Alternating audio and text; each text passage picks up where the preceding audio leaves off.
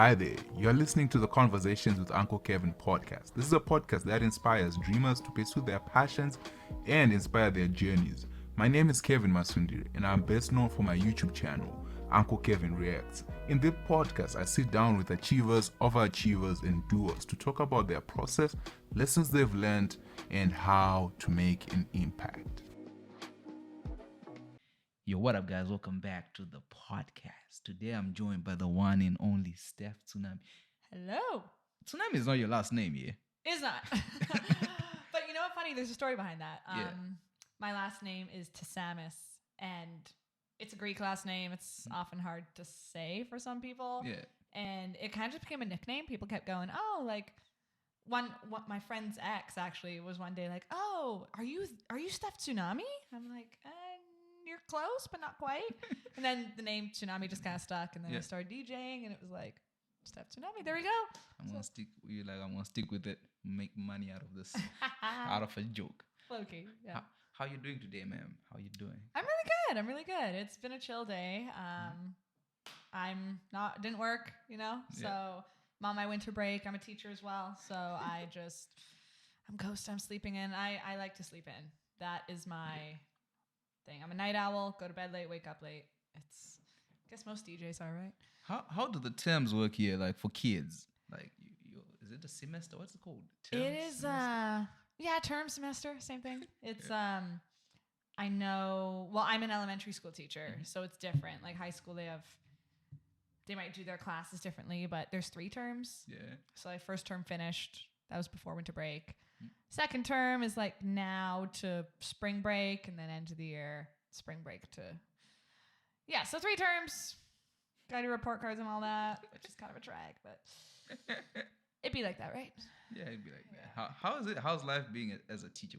I know you all want to hear about her being a DJ, but I want to know about being a teacher. How's life being a teacher? Ooh, honestly, it's you need patience. You really, really need patience. And I'm with little kids. I'm with kindergartners and grade 1s. So they're needy. They are very needy. They're like, Miss T.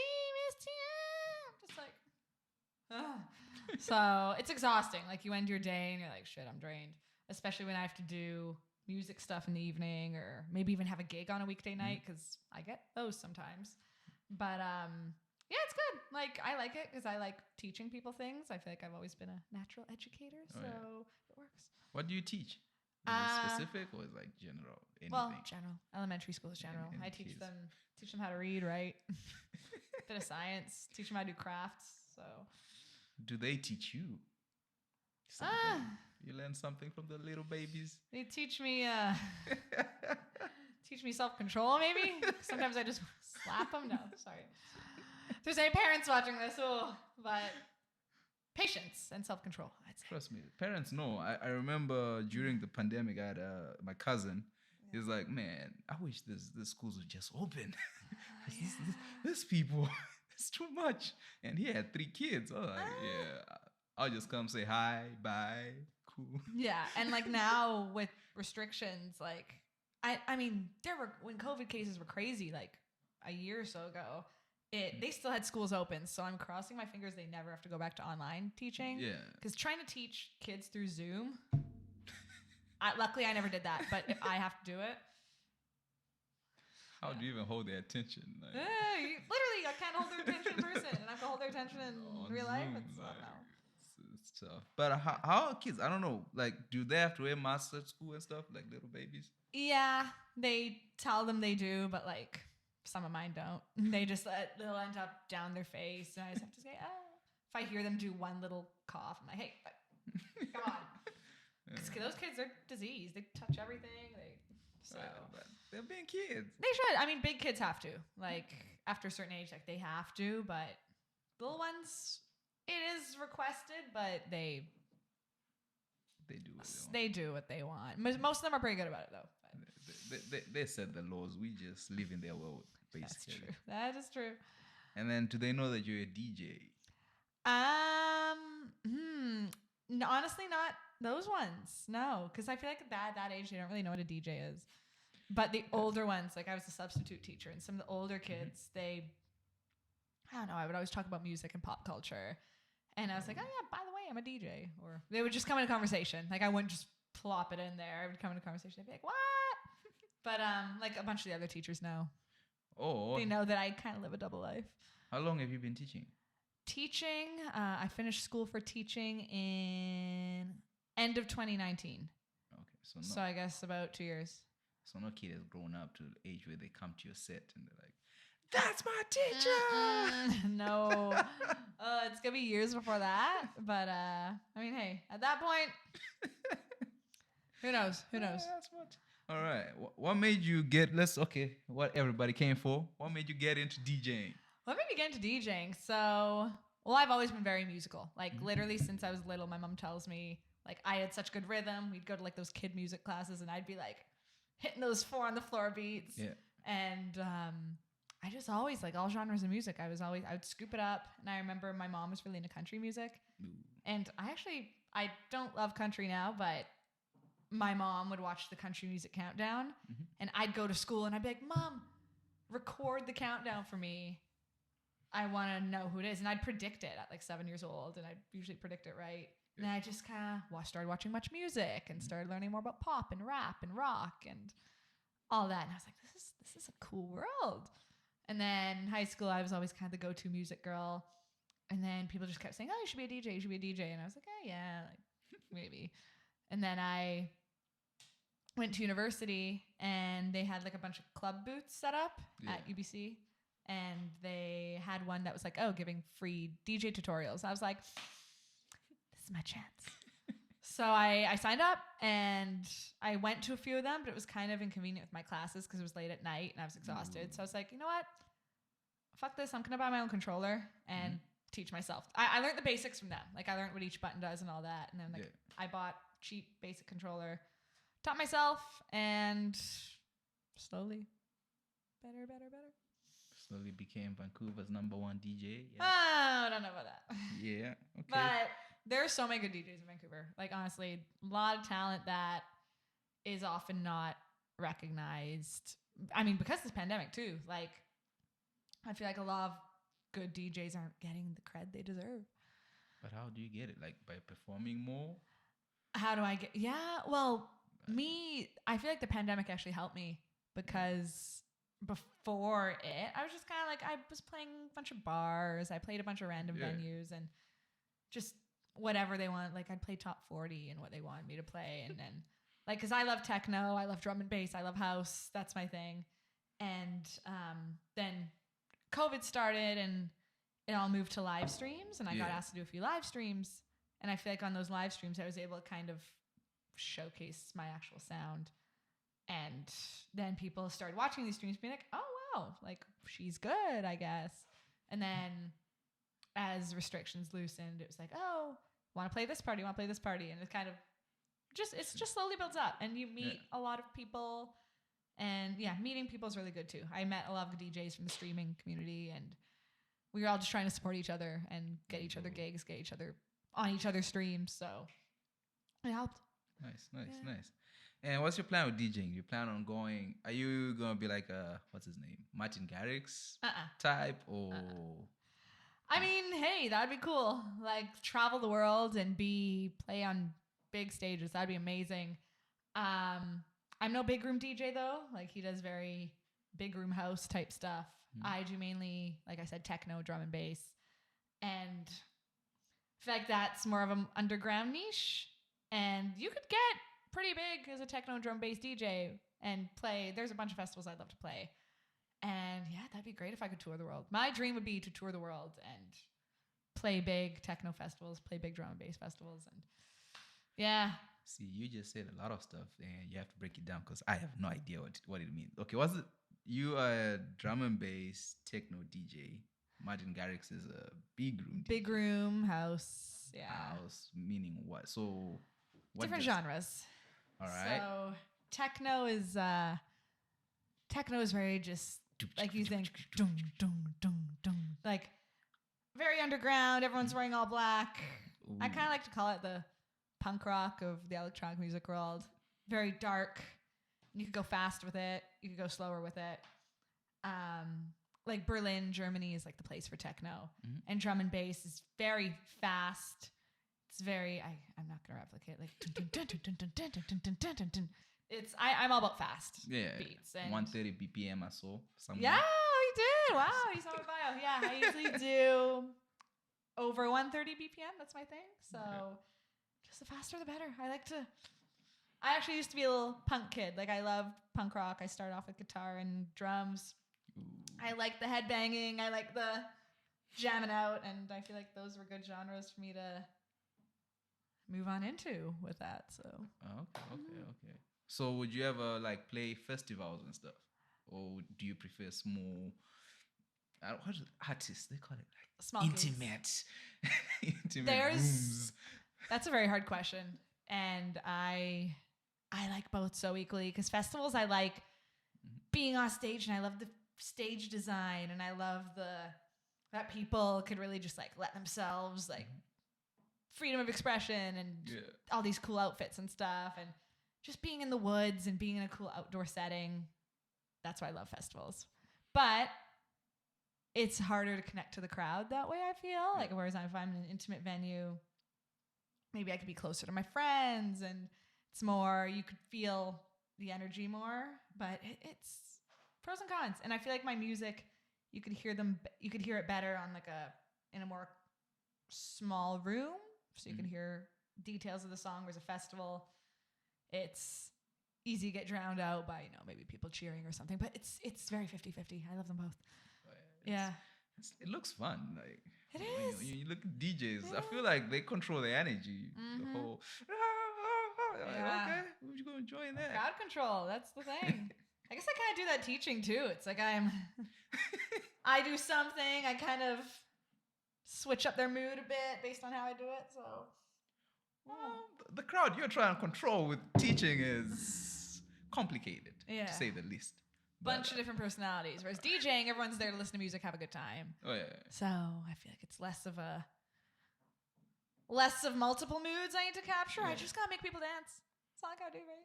Do you remember the first time you were on a stage or set? Yeah, so like I said, I started DJing, I guess, at like I used to work at a brewery, and that was like my first actual gig. It was just DJing at the brewery, and I started DJing there more, like on Saturdays. And then, but my first time on an actual club stage, I remember it was before the pandemic. It was at Levels nightclub, and it was dope. Like my friend Koji Aiken, who I actually work with in an event crew called Kumo, he booked me for the show he was throwing at Levels. He wanted to do like an all-female lineup. And so I went there, and it was dope. I remember I hadn't had much practice with CDJs, which are like what they use at the clubs. Yeah. And I ended up doing better than I thought. I was like, I love this feeling. Like starting the party, making people dance, because my time slot was at 11. I remember that was when people were coming into the club, and I was like, okay, like I'm getting them hyped up. So it was good. It was a good time. And for DJs, I know for comedians, if they go on stage and crack jokes and no one laughs, what's that for DJs? Oh, I guess if no one's dancing, like if I or if I go to, different story. Like if you're playing an opening set and there's no one in the club yet, like there's people coming in, it's kind of hard to tell if your set's a flop or not. Like because people are just slowly coming in, there's not really anyone to play for.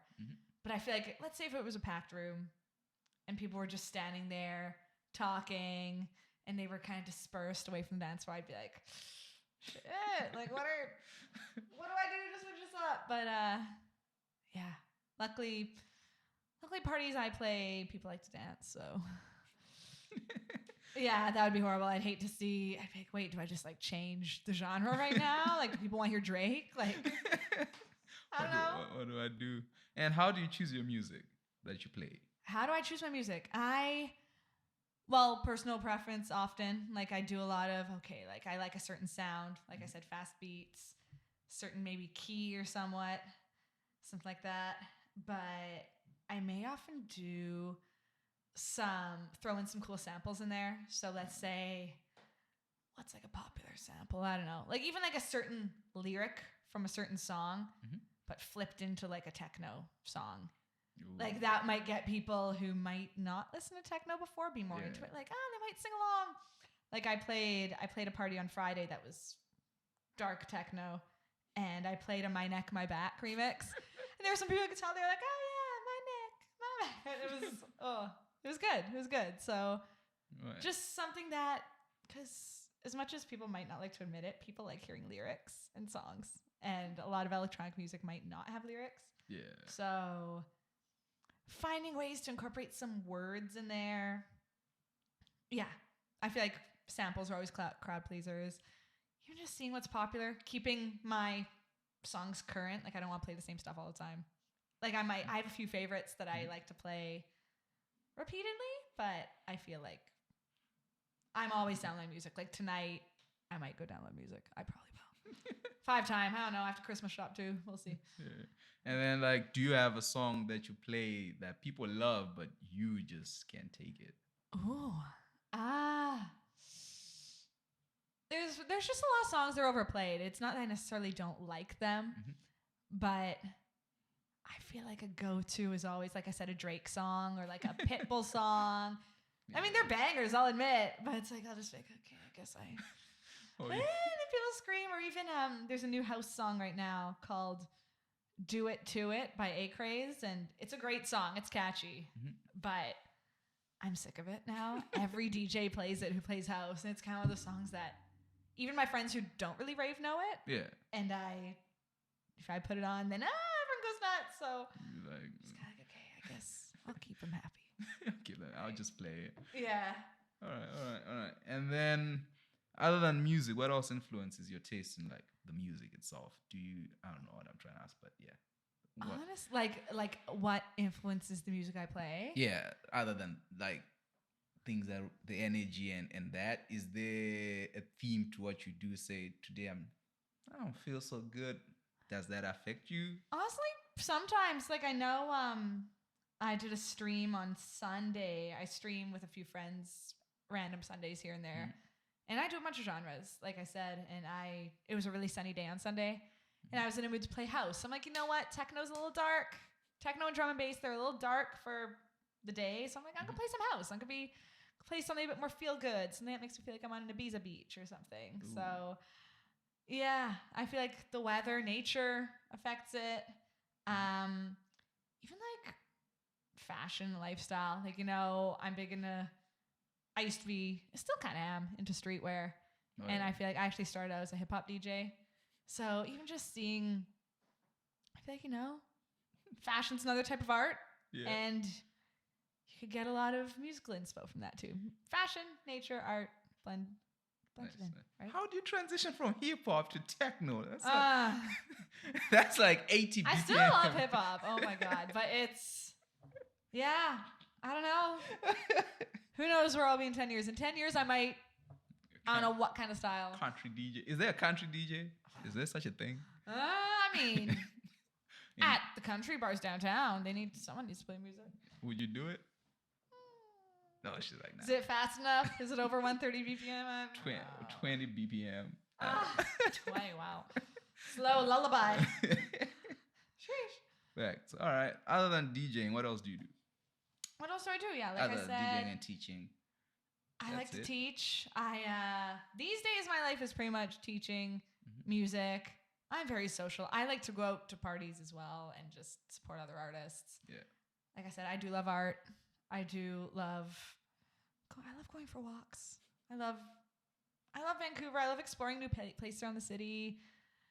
Going to new restaurants, and I love traveling. But I haven't been on an airplane. I was saying this the other day. I haven't been on an airplane in almost 2 years. Shitty. Oh, yeah. The pandemic has been there for 2 years. So yeah. Panoramic. Oh, yeah. Did you hear about the new restrictions? Apparently, we are going back. Yeah. Oh my God. Yeah. Oh, I did. Trust me. Phone was blowing up today a bit, but yeah, it's not it. It's not it. See, all these, it's like they're the Grinches who are stealing Christmas, and it's hard for artists, especially because environments where they could be around a lot of people, not just musical artists, but visual artists, Oh, yeah. any sort of artists. Like they need people to consume their stuff. Yeah. And if there's gonna be all restrictions on that, then it's like they'll be struggling. So support anyone you can, support local, and make people's day. You know, like even come out to a set of mine for just like a little bit. I won't let you down, I swear. So. She'll make you hype. She brings the hype. I've seen your like promos. I'm like, oh yeah. it's like you perform every day though. Do you ever rest? I rest. Like I rested last night, I guess. But yeah, on the weekends, my weekends are pretty busy, and my weekdays are also pretty busy. But like I said, I'm on winter break now, so I could catch up on sleep. But I thrive best when I'm in a busier environment, I feel. Oh, yeah? Like I find the second I'm sitting down and I'm like, okay, I've finished what I have to do. What's next? I'm kind of restless. Yeah. Like I'm always looking for something to do. So guess the busy life is a good life for me. Like I'm a city girl as well. I don't think I could ever live in a tranquil, like no sound. Like if I were just hearing, I mean, it is refreshing to be in peace and quiet. Like I was up in Whistler yesterday and it was so nice and quiet to be in the trees with all the snow. And I was like, oh, it's good for little vacations, but I need noise. You need noise. You gotta be back. And then like when you're attending parties, do you ever feel like, man, I need to be on the booth right now? I mean, sometimes I'm itching. Sometimes like that looks so fun, but I never want to steal anyone's thunder, honestly. But any opportunity, like if they said to me, "Hey, you want to hop on next?" Sure. If I had my music, sure, I'd do it. But yeah, it's hard. It's hard. You're always itching. Like even right now, I'm already hoping to be on the decks again soon. Like I was supposed to play a show on Boxing Day, but who knows if that's gonna happen now. So. Oh yeah, because of the panoramic. Yeah. And then with live streaming, how do you guys do it? Don't you guys get hit with copyrights and stuff? Yeah. I mean, if you're a pretty smaller.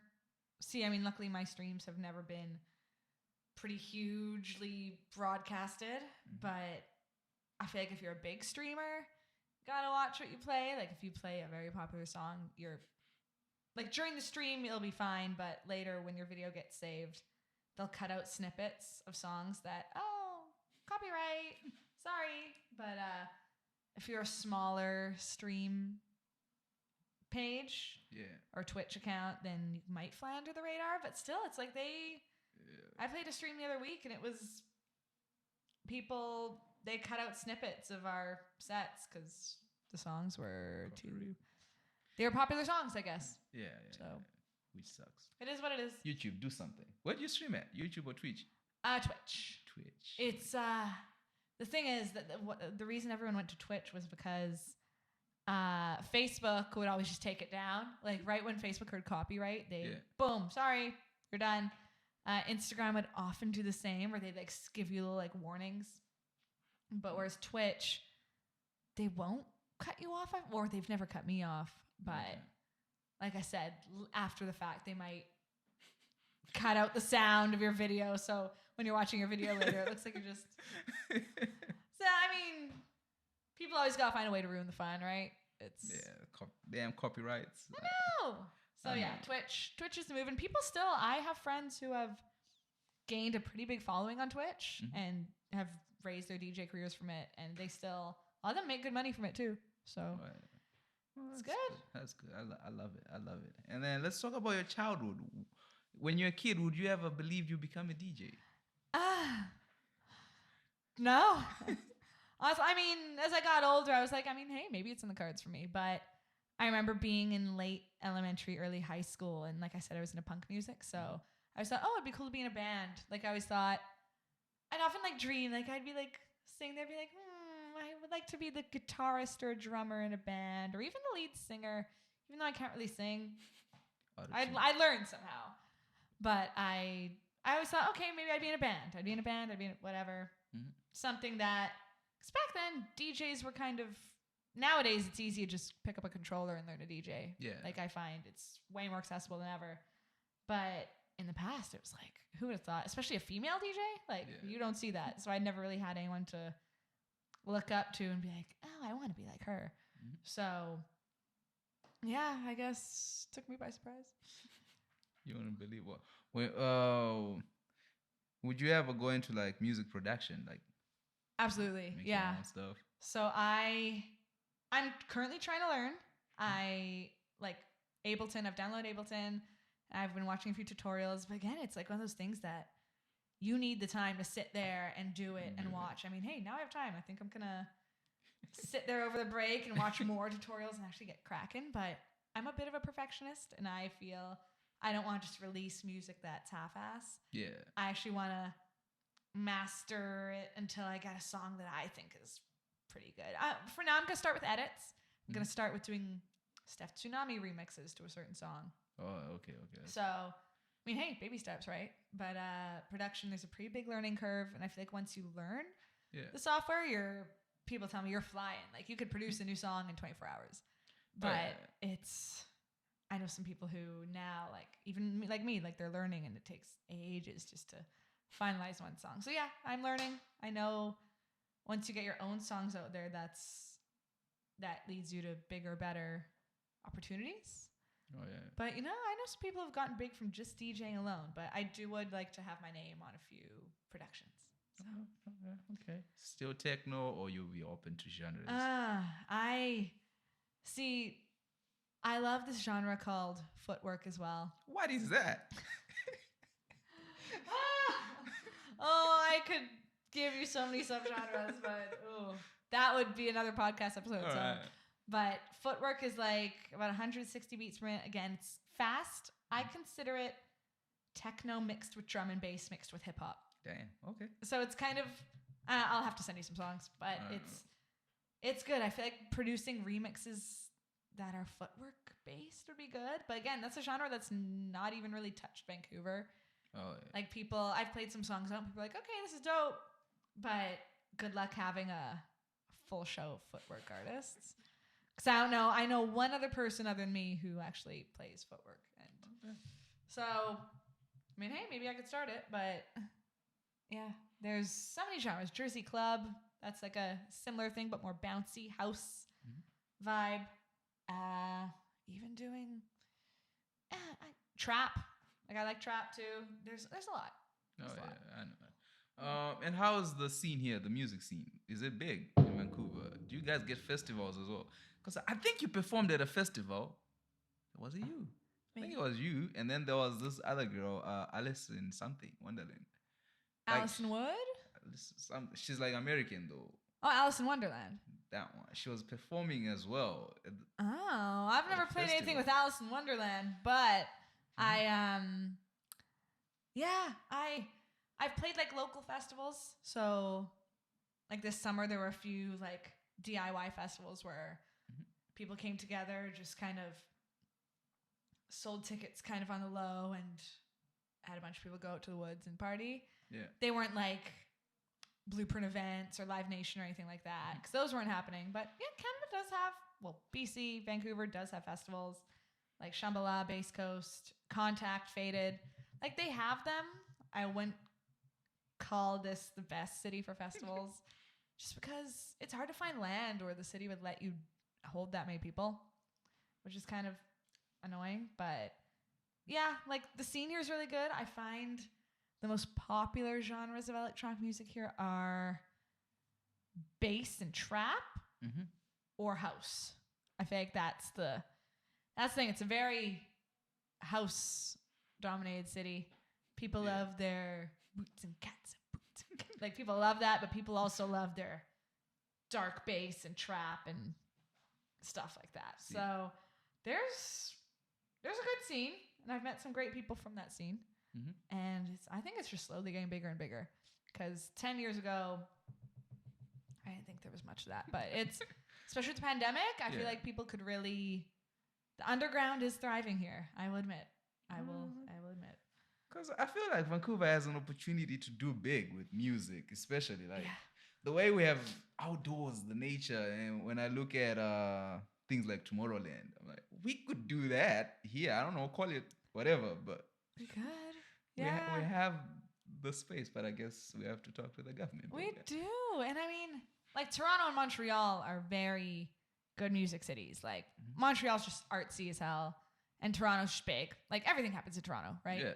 But I feel like Vancouver's just, yet to kind of gain that worldwide recognition, but they could, you know. I really think we have something that we could cater to people, like especially like there's not a lot of cities out there that really specialize in bass, and I feel like Vancouver could really market their bass vibe, because I mean, hey, there's a lot of festivals where people could go out, like little hippie type festivals where people just like to listen to those deep bass lines and all that. But yeah, I don't know. Like house, there's way better place in the world for house than Vancouver. Like Vancouver has a great house scene, but what Vancouver has, there's 10 times more in like London or like even the Mediterranean, you know? Like there is so much more. So I feel like that will always be kind of overlooked, even though it shouldn't be. There's so many good house artists here, but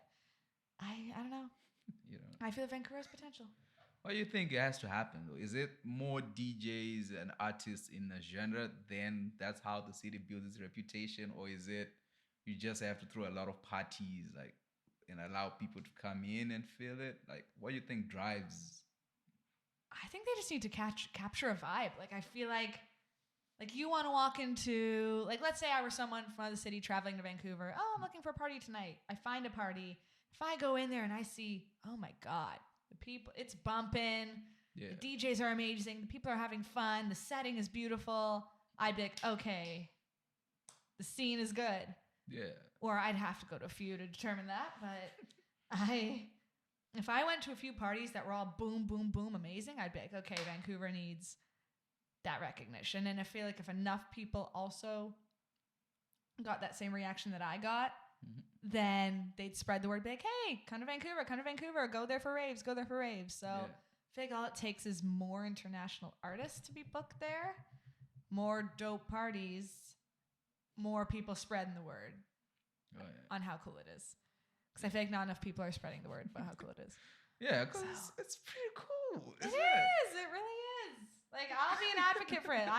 When I go travel, I tell them, I'm from Vancouver. Like, you need to come. I will show you a good time. I will. Yeah. So, yeah. that's that. So then I went, where was it? Was it Winnipeg? I went there, I was like, hell no, I'm not coming back here. Well, Winnipeg's cold, you know? So, like, Vancouver, we could also market on the fact that it's beautiful. Like, look at our mountains, look at our beaches, look at our forests. Like, we are a beautiful city. We have that potential for people to come and be like, wow, we want to party here. Yeah. But, yeah. Unfortunately, some other places in Canada that are often quite cold, they may not get that. And I mean, hey, Montreal's really cold, but they're somehow still able to attract people from around the world to party there because they throw good parties. So I guess, hey, if Winnipeg steps up and does that, they could. Come on, Vancouver. It's time to wake up. It's time to wake. Yeah, because that's what I was telling you about Alice. I was shocked when she was posting, oh, I'm performing I'm in Vancouver. There's what? There's a festival in Vancouver. Yeah. How? I guess what you're saying about Alice in Wonderland. She was playing Faded in the park. Probably. She played it Faded. Yeah, I didn't play it Faded. I'd like to play it Faded, but Hey, Faded. What's going on? Explain yourselves. How do you get booked? How does it work when you get booked to a show? You just kind of, like, how does it work in terms of like getting those gigs? Yeah. Or? Does someone reach out to you? Do you? These days, yeah. I often get people message me on Instagram, be like, hey, want to play this party? Like, and they'll give me a bit more details and all that, and I'll decide if I want to play it or not. Usually it's a yes. I'm always looking for opportunities to play. And like, if I've heard about the artist or if I've heard about the venue, that's a good deciding factor. A lot of it's word of mouth too. Like, if people have even asked me, like, if I haven't been able to play a gig, they might say, hey, what are some other DJs you could recommend?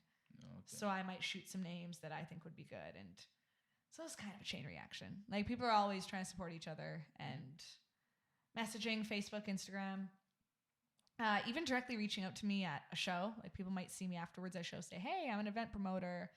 Let's keep in touch. And I'll let you know if there's cool events come up. So yeah, a lot of ways. But I feel like it's in this day and age where we're so connected through technology, it is really helping for sure. Yeah, that's nice.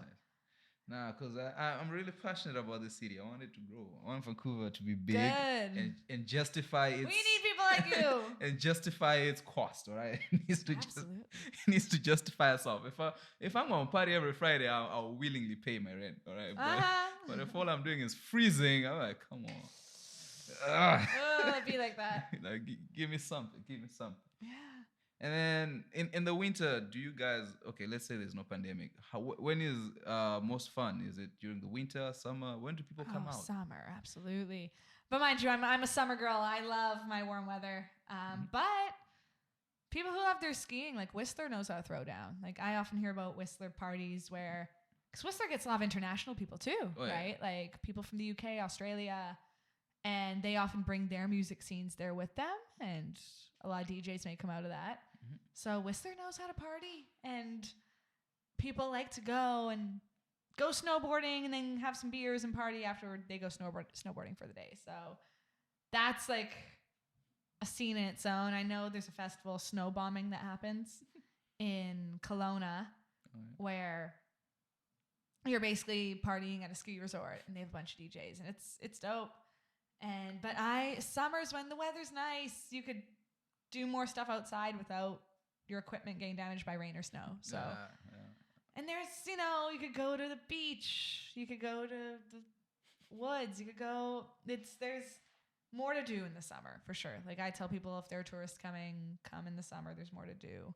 All the festivals happen in the summer because people want warm weather. Weather. Yeah. People don't want to freeze. I mean, it might be your thing. Some people like to bundle up and dance, but people don't want to freeze while they're dancing. I couldn't do it. Can't freeze. It's been cold. It's too cold. Oh, trust me. I've played sets in the early morning where I'm basically wearing a jacket. Yeah. It's cold. All right. Yeah. So we've reached the stage where I start asking you questions, proper questions. Proper written. Questions. Well, I can't lie to you and say they were written by a 5-year-old. Well, technically they're written by a 7-year-old. So just give me a second DJ question. Who is your biggest inspiration, and who do you have a lot of respect for when it comes to DJs? Oh, wow. That is a very, very hard question. There are so many good DJs out there. My biggest musical inspiration. I don't know if you've heard of Anna Luno. Anyway, she's not like, people know her, but what she did, she's an Australian DJ, and she started out being like a radio host. Ooh. And she DJs as well, tours the world, plays all genres. And what she does, I feel like she would play some big songs, but she'd also play some underground songs. And on her radio show, she'd often feature artists that were up and coming, like all sorts of artists, like female artists, LGBT artists, like people of all ethnicities, races. And they, she's someone who I was like, you know what? That's a woman who's doing some good shit for the scene right there. Yeah. So she's one I could think of right off the top of my head. Yeah, that's what I'd say. There's a lot of just good DJs out there who I respect with their grind, and like all those, a bunch of good female techno DJs out there I look up to because they don't sleep. Like if you play techno, you don't sleep. They're bouncing. Like Emily Len, Charlotte DeWitt, they work hard, produce good music, and they are on the road day after day. So all right. The grind, people who grind, I could respect that. All right. What single night out has been the most memorable for you as a DJ? Ooh, as it like when I've been playing? Yeah.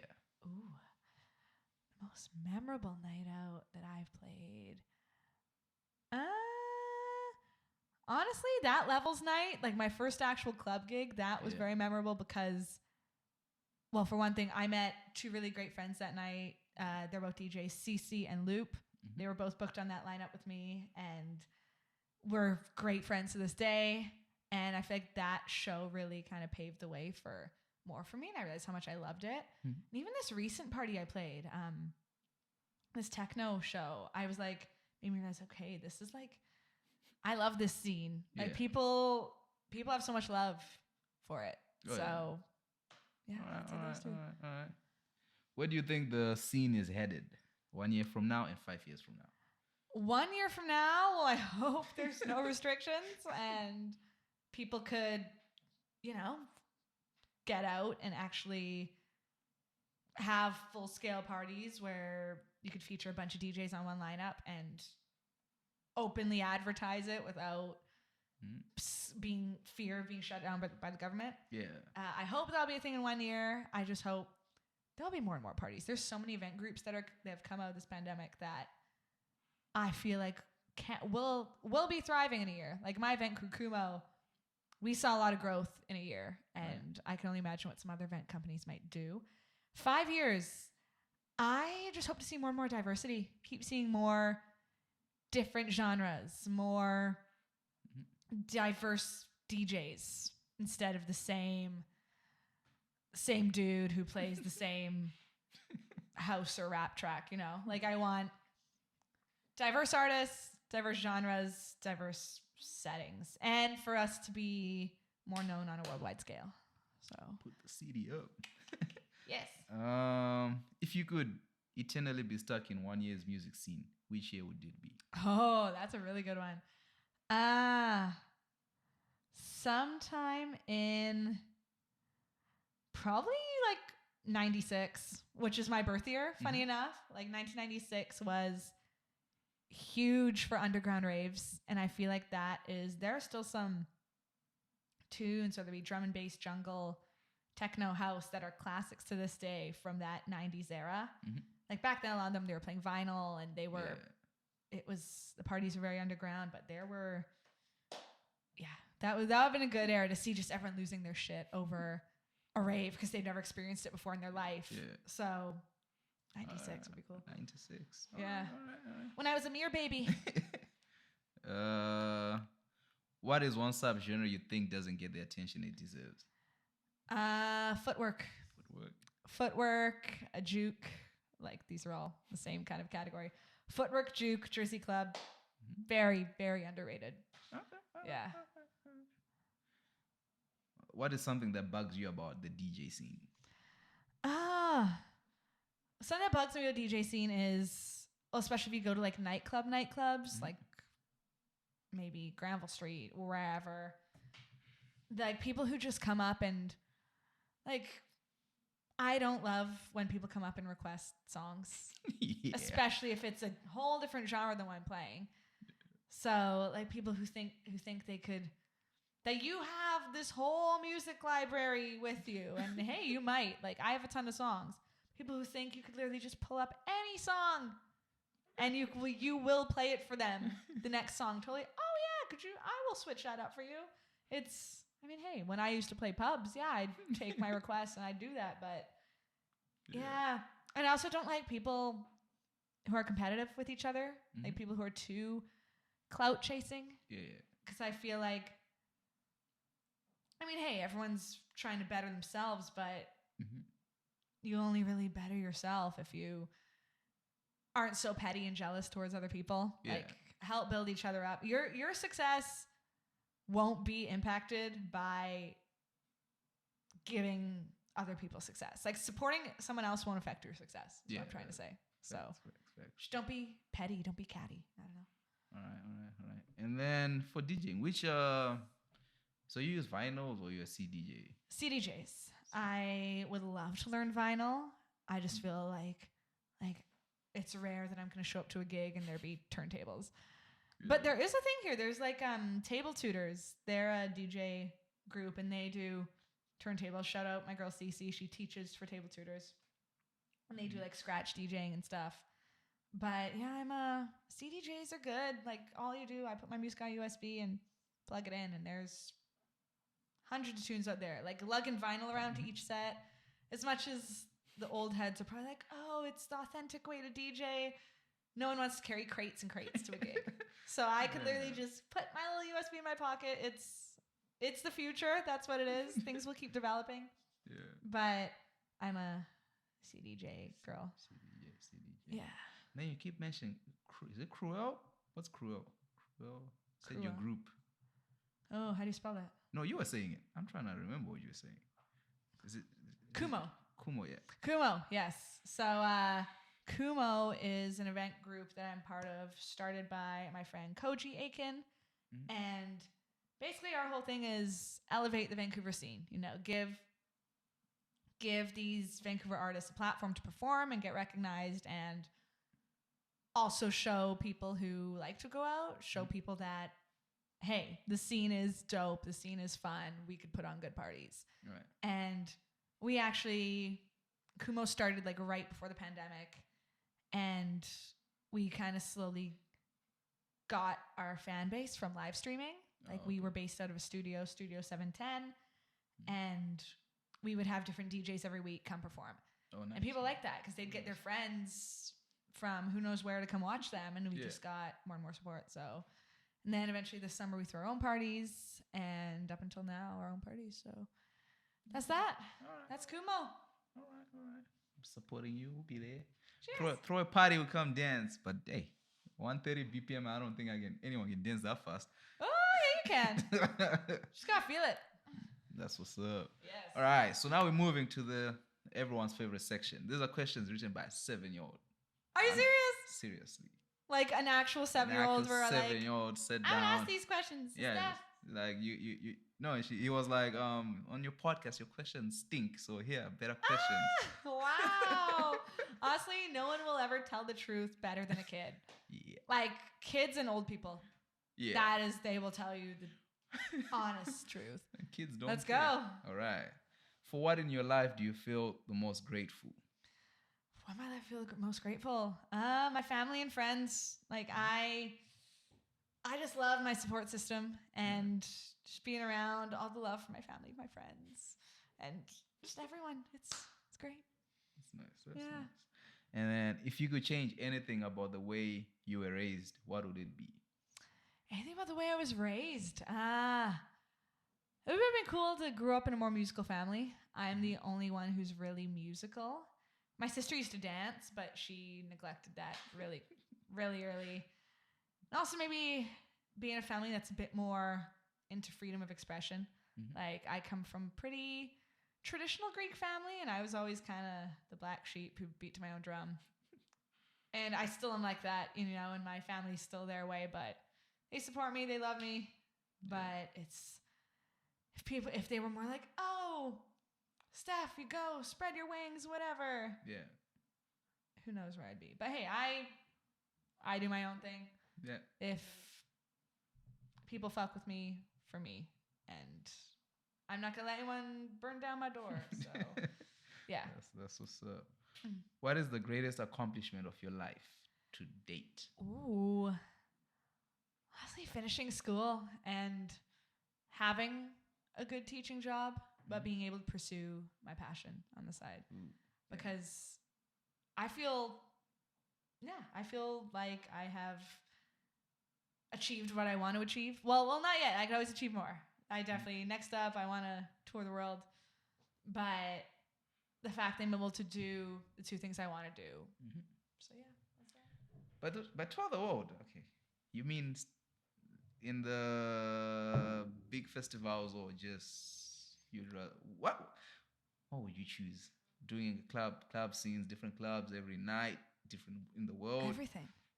All right. Yeah, so different club every night, different festival every day, night. I'll do it. Like I said, I like intimate, but I also love big venues. So whatever these event bookers feel I'd fit best in, there we go. Yeah, because when I was in college, we would try to book like artists to school. And these guys would prefer doing those gigs because he'll come, perform his set, say it's 30, 40 minutes, finishes here, is on to the next one, goes and does that one. And for them, they feel like the energy they take in one night is better than just being on one stage. And then, I don't know. Yeah, it's personal preference. Yeah. Like, it's personal preference for everyone.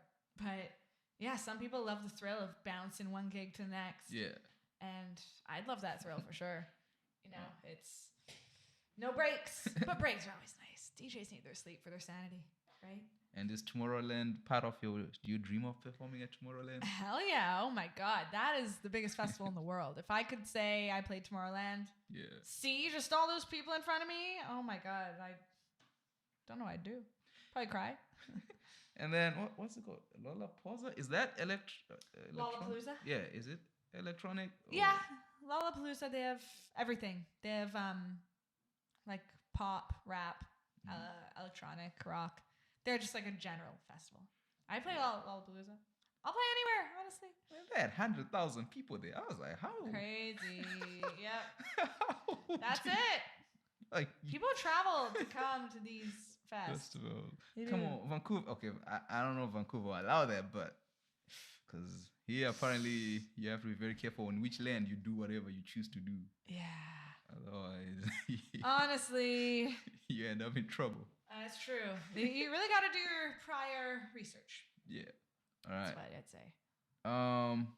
What do you value most in a friendship? What do I value most in a friendship? Someone who can be loyal, someone who values the same things as me, shares similar opinions, and is chill, won't be jealous or petty or won't start drama for no reason. Yeah. You know, like my best friend has been my best friend since we were like 6. And what I love about her is like there have been periods where I might not see her for a while. She's living somewhere else, but we still like hold each other's friendship so close. We know that we would never betray each other in any way. And it's just a very chill friendship. But we also value a lot of the same stuff. Even though we have our different interests, Yeah. I love that. That's nice. That's nice. And what does friendship mean to you? Oh, cute question.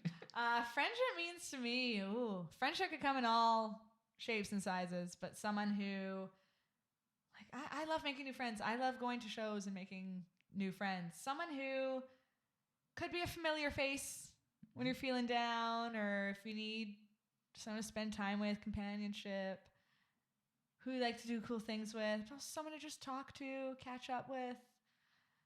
Just someone, good company is friendship, essentially, to me. All right. Yeah. That's nice. What's something people seem to misunderstand about you? Ooh, people misunderstand about me. I think on the I hate when people judge me from the outside, and they might look at me and say, "Oh, she might just be a." I hate when people underestimate me. They might say, "Oh, she's a teacher. She's probably quite lame and likes to go to bed by 9," or like. I also don't like when people underestimate my artist abilities. Oh yeah. I don't know what factors they might think about, but they might just be like, okay, yeah, like sure, we'll give her a gig just cause whatever. I just hate being underestimated. And I guess the misunderstood thing is that I love to, music is my life. And a lot of people know that about me. It's a hard question. I feel like I'm what you see is what you get. But for people who don't really know me, who are from the outside looking in, they might be like, they don't understand how creative I may be and how I use my brain. Yeah. They might be like, oh, we'll treat her as kind of just like a plain Jane. It's like, hell no, not plain Jane. Yeah, far from it. I'm pretty. What you see is what you get. She's far from a plain Jane. She comes out in the night. Teacher by day, DJ by night. Like she's literally what movies are made on. That'd be pretty cool. Yeah. Documentary or something. That'd be cool. If being saying that, who would be like of the actresses that are out there right now? If someone was to make a biopic about you, who would you choose? Actresses. Yeah. Oh. People used to always tell me I look like Anne Hathaway. So I guess I'd pick her. Okay. I don't know. Closest thing. I can see who's also like a really good actress? I know she doesn't look like me, but like maybe like Scarlett Johansson. I've always thought she was great. Zendaya, she's great. Like they don't look like me, but it's the story that I guess Anne Hathaway would probably have to work. Okay. She's a good actress. I don't know. Yeah, she's cool. She was one of my favorites. Does she still act? Probably. I don't know. She's a mom. She's a kid. Maybe 2 kids. I don't know. I last saw her in movies a long time ago, but then I don't watch movies that much. I don't either. All right. If you could turn back time and talk to your 18-year-old self, what would you tell her? Ooh, I'd tell them. I'd be like, girl, You are going to make so many dope friends. You are going to do what you want to do. You're not going to take no bullshit from no one. And you're not going to be trapped in this little box. The future is limitless. That's basically what I'd say. Right. Do whatever your heart desires. People will love you for you. Don't listen. Don't be a follower. Be a leader. Nice. Yeah. Nice. All right. What is the most important thing that you've learned in your life? What was your life like before learning it? What was your life like after learning it? Oh my God. I guess similar to that, just kind of be yourself. You know, like be yourself. My life before that, I just always felt like I didn't really have a niche to fit into. I was a floater. I was just kind of hopped around, and I guess I was just kind of struggling to find myself and find where I was happiest. Like I wasn't unhappy, but I was just kind of like going about my day. There's nothing, not much. There were things to look forward to, but I was always like, like day-to-day life. But then after I learned, be yourself. Don't follow the exact trends that people want you to follow. Yeah. Unless you want to, of course. But beat to your own drum. You'll be way happier. Nice. As long as you're not harming anyone in the process, right? Yeah. Like if beating to your own drum is becoming a serial killer, then don't beat to your own drum.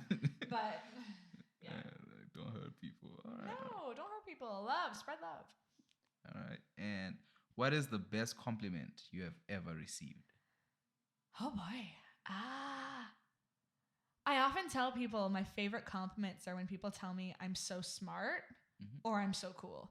Oh, yeah. Like when I hear people say, you are so cool. You're such a cool chick. I'm like, that's genuine, I feel. Because you're not just going to call someone cool and be fake. Like people could easily say, wow, you're pretty. Oh my God, you look so good up there doing your thing.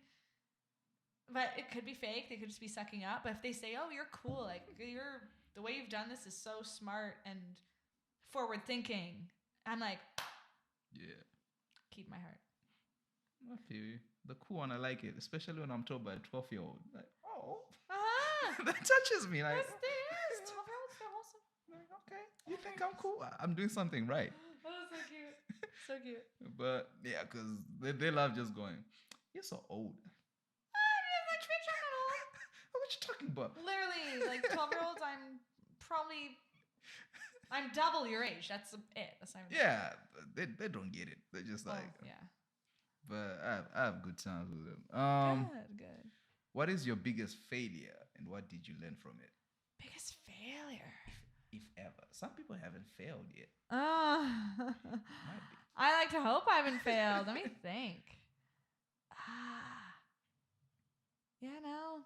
I don't think I've. I don't know, trusting the wrong people, I'd say. Just don't put all your don't put all your eggs in one basket with one person or multiple people, whether it be in relationships and business partners in life. Just proceed with caution.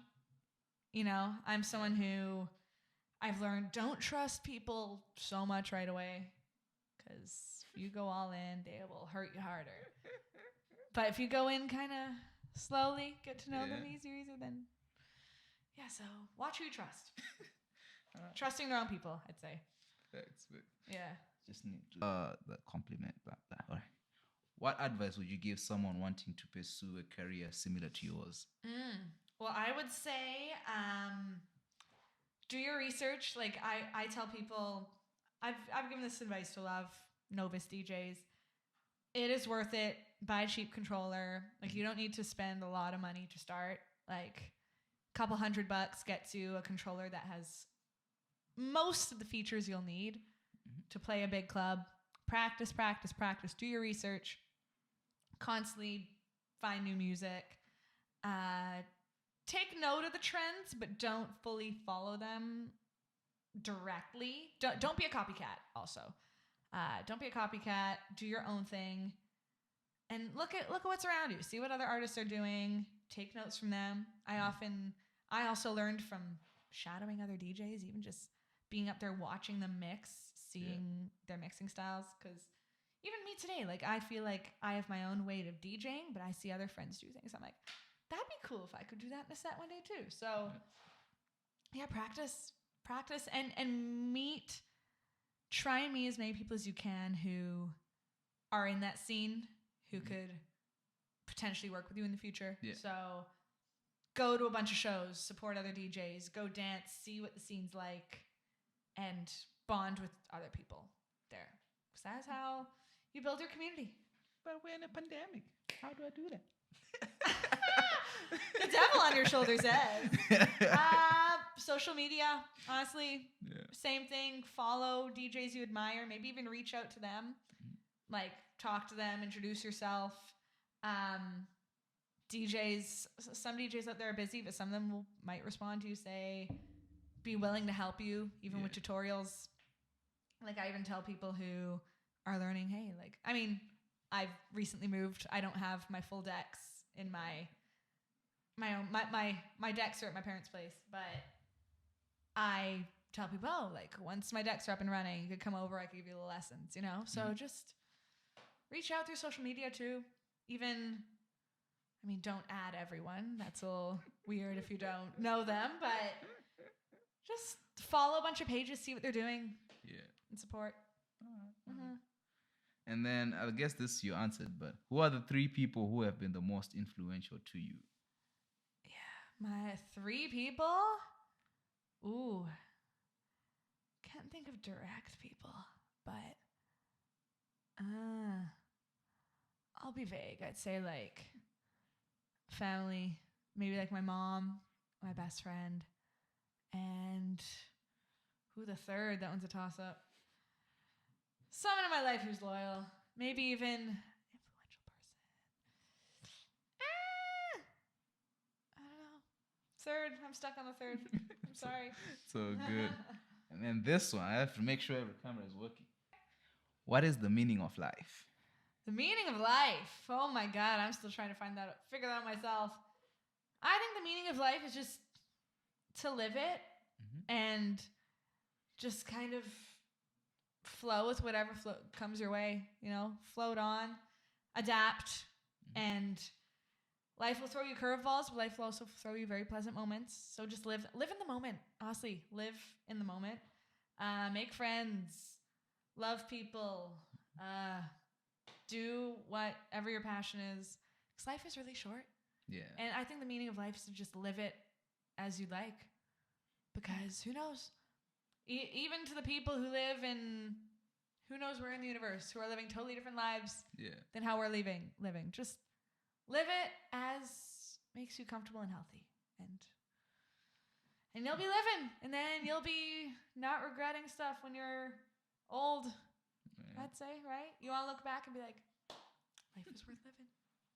And when you become when you're 90, what do you hope to have achieved? Like I said, traveling, having a good festival roster under my belt that I've gone to, traveled the world, have a good, good family and friends around me, just feel successful. Like maybe not, doesn't have to be financially successful, but life successful. Feeling like I've done what I wanted to do, such as travel,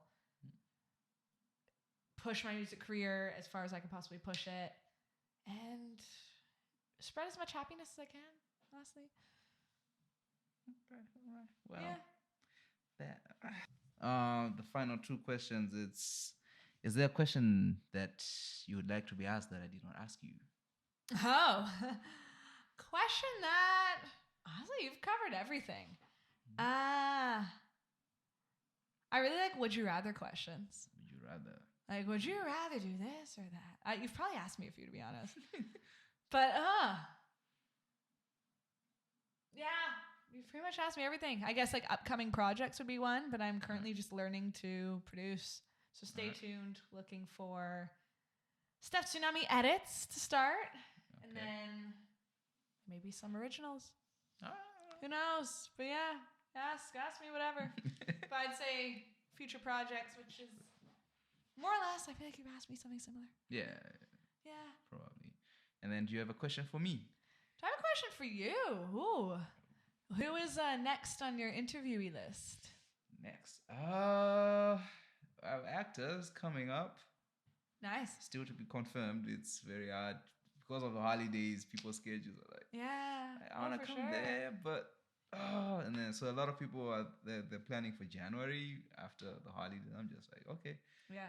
but yeah, after you is probably gonna be an actress or actor, and Mhm. then after the actor, we'll see. Because I'm just trying to have diverse group of people. Good. Because at the end, I'm making it so I call it Conversations with Uncle Kev. It's basically for the young people, like Yeah. the little kids when they watch it and say they want to be a DJ. You Oh were my saying God, I'm you sorry. I sweared a bit. it's so good. Oh, they understand that. That's what DJs Should have told do. me. I was gonna. I didn't know. Yeah, but the Sorry, point, kids. the whole point is just Bleep for me them. out. Do it.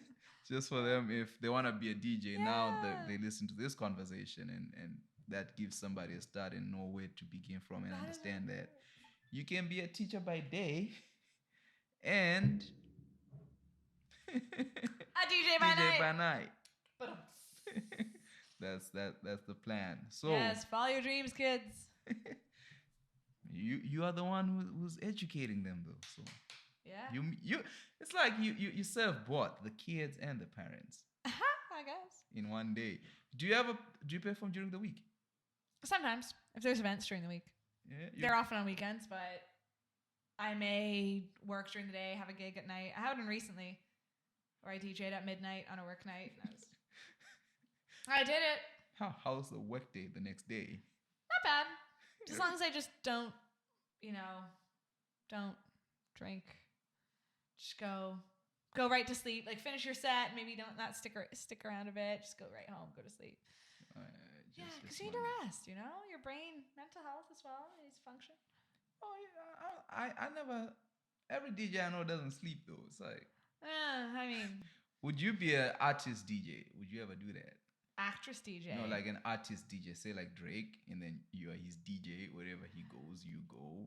That'd be sick. I'd like it. I feel like if it gave me the opportunity to do my own individual thing on the side too, like I'm still Steph Tsunami. I'm still my own artist, but Steph Tsunami is also Drake's DJ. Sure. Okay. Yeah. I'd do it. What about a radio DJ? Yeah. Oh, I'd love that. I've always felt like radio's something that, because I love to talk as well. Yeah. And I feel like I could, interview other artists, play songs that are up and coming that people might not know about. So I could showcase these artists. Kind of like how I said, Anna Luno, this artist that I love. She did that. Like she DJ'd, she did her thing. The show had a radio show. So I definitely do that. Yeah. All right. Any last words for the people? Yeah, as far as just happy holidays and stay true to yourself. And I love you all. And if you want to follow me on social media, my Instagram is steph.tsunami. Yeah, STEPH period TSUNAMI. Facebook, you could just look up Steph Tsunami. I post more on Instagram though. But yeah, stay happy, stay healthy, do your thing. Thank you for having me. Thank you for coming. Yeah. People, go spam Tomorrowland, Live Nation. Tell them we want Steph Tsunami. We want it next year. Cheers. All right. Have a good day, man. Thank you you, for coming. Kev. All right. We out. See you next week.